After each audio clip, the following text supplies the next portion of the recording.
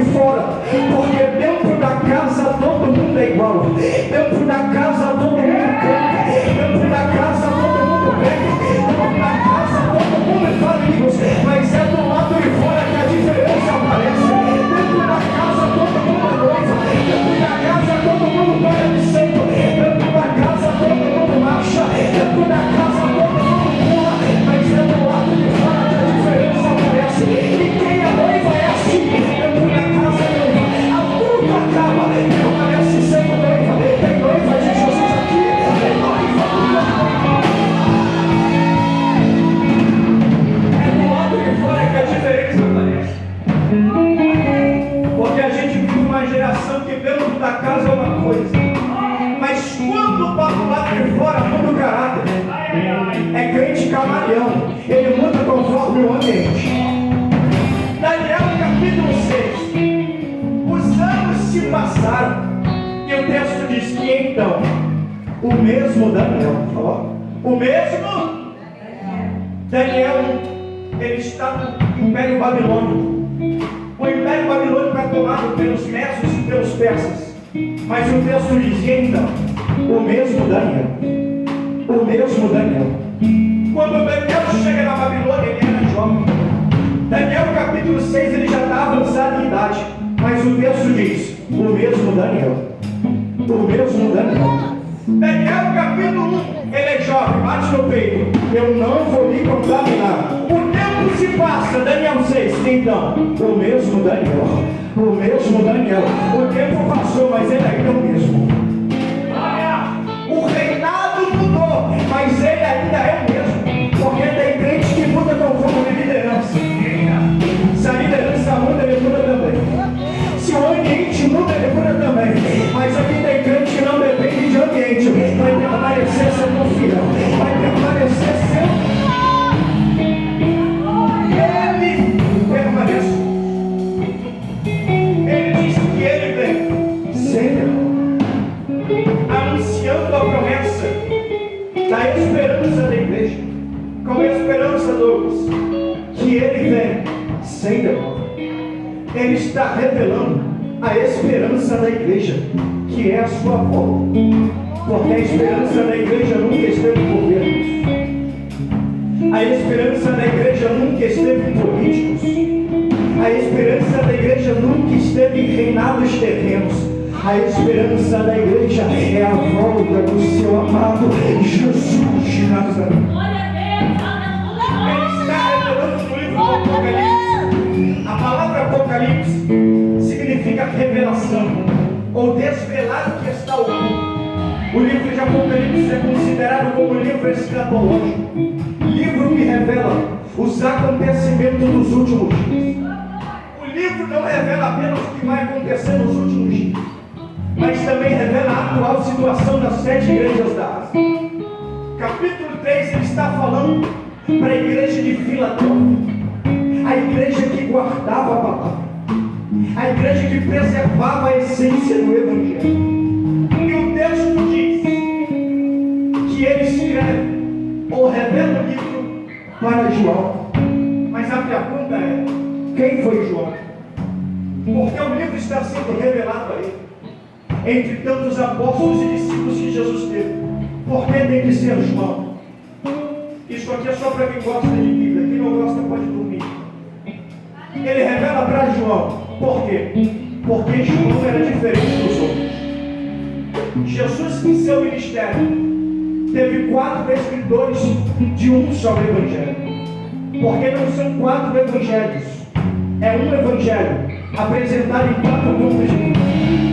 Na nossa Bíblia, há 4 livros que não está em ordem cronológica, mas na nossa Bíblia, Mateus, Marcos, Lucas e João. Entre os 4 livros, 3 deles são considerados livros sinóticos, livros similares, que estão narrando o mesmo acontecimento, a mesma história. Por isso que quando a gente lê os livros, a gente percebe, eu já li esse milagre, eu já li esse acontecimento, mas esse aqui está com mais detalhes, esse aqui está com detalhamentos. É o mesmo evangelho, escrito em pontos de vista diferentes. Quem está me entendendo diz amém? Amém.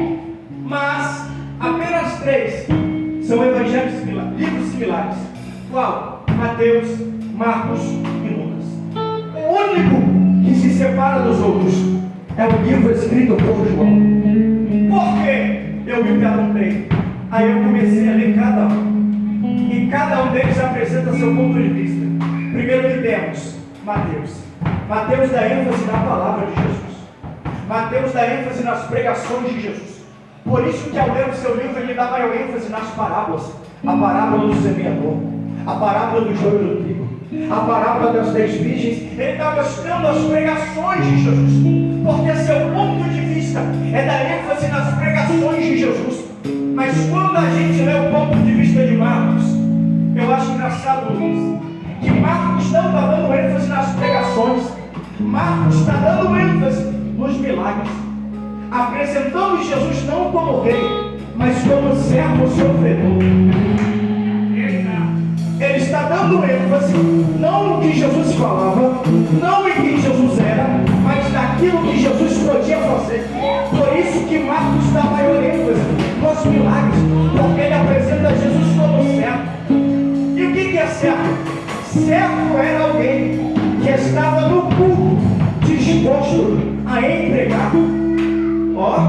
A função do servo não é receber, a função do servo é entregar. Aleluia!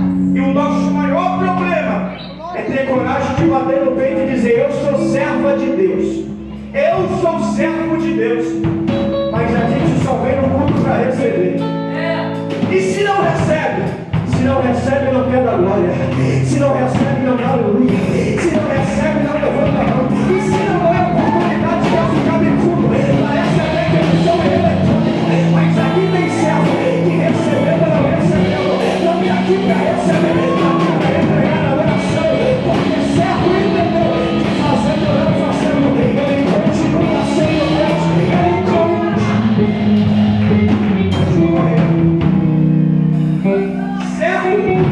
Ele era alguém que estava junto para entregar. Ele escreve o livro, sabe para quem? Para os cristãos romanos. E os romanos hoje tinham uma cultura diferente. Não eram monoteístas, eles eram politeístas. O que é isso? Não adoravam apenas um Deus, adoravam vários deuses, porque não estavam interessados no que o seu Deus era. Eles estavam interessados no que o seu Deus tinha para oferecer. Para cada necessidade, eles tinham Deus. Se eles quisessem amor, eles adoravam Deus do amor. Se eles quisessem dinheiro, adoravam Deus da prosperidade. Se quisessem felicidade, adoravam Deus da alegria. Por quê? Porque não estavam interessados no que o seu Deus era. Eles estavam interessados no que o seu Deus tinha para oferecer. É por isso que Marcos não dá ênfase em quem ele é. Marcos dá ênfase no que ele tem para oferecer. Porque se Marcos pregar quem ele é, o culto não enche tanto. Se Marcos pregar quem ele é, ninguém dá glória. Se Marcos falar quem ele é, ninguém salta da cadeira para adorar. Mas se Marcos escrever quem ele quer fazer, ele pode oferecer o povo da glória, o povo e quase os senhores e senhoras. Mas vivemos uma geração deles que não vê no culto interessado em quem ele é. Vai diminuir o glória, mas não sobrevive do glória. A nossa geração não tem mais um culto interessado em quem Jesus é.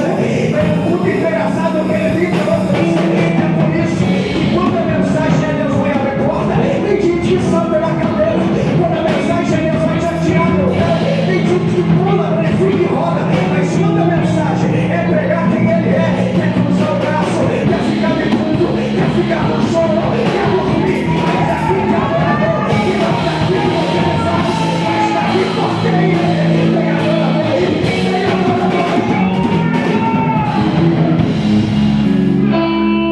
Tem glória a Deus aí, eu estou chorando e fica debaixo de mim lá. Tem glória a Deus aí, tu só salta na cadeira quando a mensagem Deus vai abrir a porta. Não, mas eu saí da minha casa, coloquei a minha melhor roupa, achando que eu vi uma mensagem da garra, me desculpa. A maior necessidade de Jesus não é te deixar rico, é tratar com os seus pecados, com os nossos pecados. A maior necessidade dele é que nós venhamos nos arrepender dos nossos pecados. Mas Deus é correto. Ele está revelando a esperança da igreja. Mas João, depois de Marcos, temos o ponto de vista de Lucas. Lucas é também interessante. Lucas não era discípulo, mas ele foi escritor do livro. Sabia que Lucas não era testemunho ocular de Jesus. Lucas não andou com Jesus. Lucas não conversou com ele pessoalmente.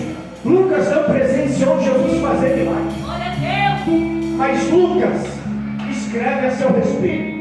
Lucas é o único que escreve a infância de Jesus. E como alguém que não andou com ele, não conversou com ele, não caminhou com ele, não comeu na mesma mesa que ele, pode ter tantos detalhes a respeito de Jesus? É simples. Lucas era médico, e como médico ele gostava dos pequenos detalhes. Mas Lucas também era pesquisador e historiador. Como historiador, ele vai perguntar a respeito de Jesus para as pessoas. Eu faço uma pergunta e eu quero que você me responda, porque aqui não tem crente morto, aqui tem crente vivo. Na época de Jesus, existia rede social, sim ou não? Sim ou não? E hoje, para saber de uma pessoa é fácil. É só ir no Instagram. Tem gente que me vê na rua uma vez.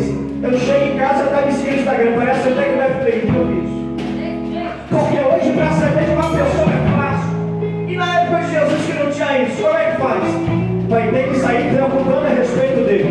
Então é Lucas dizendo, eu não andei com ele, mas eu quero conversar com gente que vai louca essa pessoa. Eu não vi ele fazer milagre, mas eu quero conversar com gente que vai fazer milagre. E sabe qual é o problema da nossa geração? É que quando é para saber da vida dos outros, a gente é fácil. Mas quando é para saber de Jesus, a gente não quer. O nosso maior problema é andar com qualquer pessoa, conversar com qualquer pessoa, se relacionar com qualquer pessoa. E Jesus está dizendo, quer saber de mim? Anda com quem anda comigo. Conversa com quem conversa comigo. Lucas dá ênfase na natureza humana de Jesus. Alguns deles dão lembrar, revelando a genealogia, que quando a gente vai lá e chega na preguiça, e fulano gerou ciclano, e ciclano gerou Beltrano, a gente chega a pula para não hora na nossa cabeça. Mas Lucas dá ênfase na natureza humana de Jesus. Por quê?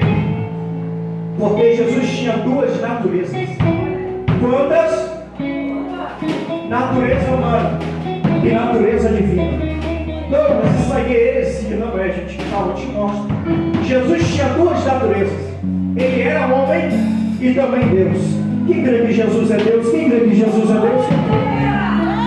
Não, mas me prova, te prova. Como homem, ele sente fome, sim ou não? E como Deus? Eu sou o pão vivo que desceu do céu.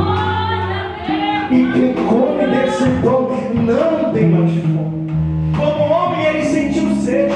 E como Deus? Mulher, se você soubesse quem eu sou, era você que me pedia de beber. Quem o Senhor é? Eu sou a água viva. E quem bebe dessa água não tem mais sede. Por quê? Porque quando beber vai botar uma fonte que jorra água para a vida eterna. Cadê os pentecostais que já beberam dessa água? Cadê os obreiros que já beberam dessa água? Pregador, eu nunca bebi dessa água. Não tem problema, a fonte já está presente aqui hoje para saciar a precisa de andar com Deus o tempo. Vai brotar dentro dele uma fonte. A mulher queria água de poço. Jesus disse, eu não tenho água de poço para você. Eu tenho água de fonte. Eu tenho água de fonte. Jesus está dizendo para a crente aqui hoje, através dos meus lábios, chega de beber água de poço. Eu tenho fonte para você. Eu tenho fonte para o teu ministério. Eu tenho fonte para a tua casa. Eu tenho fonte para a sua vida. Mas qual é a diferença de fonte e poço? É simples. Poço seca, poço acaba. Enquanto a mulher tem sede, ela vai no poço, bebe água, volta para casa. Se sentir sede de novo, volta no poço, bebe água, volta para casa. E fonte? Fonte não. Fonte é assim, ó. Vai brotar dentro dele uma fonte. Se vai brotar dentro dele, não precisa voltar ao poço. Aonde ele anda, a fonte jorra. Por quê? Porque poço para jorrar depende de ambiente. Fonte não. Aonde ele anda, ele jorra. Porque poço só jorra no microfone na mão. Tá bom, glória? Poço só jorra se a moto tiver o capaz. Poço só jorra se tiver oferta. Acabou, glória. Poço só jorra se a igreja tiver locada. Fonte não. Aonde ele anda, ele jorra. Aonde ele caminha, ele jorra. Ele jorra no congresso, mas também jorra no filho de bendito. Ele jorra na possibilidade, mas também jorra na sua vida. Recebeu isso aqui presente. E a sua graça.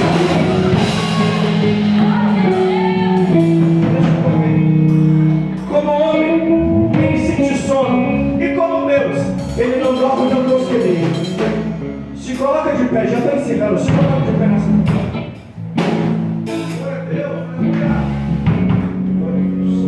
Como homem, ele sente cansaço, sim ou não?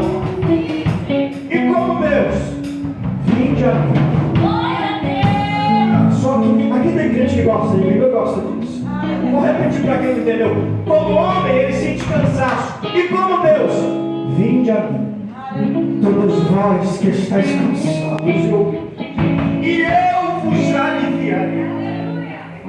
Como homem, ele entrou em uma cidade montado em um jumento.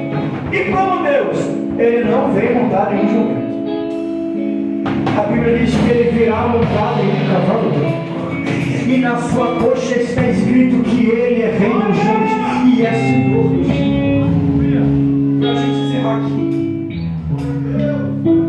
Tem como o casal louvar?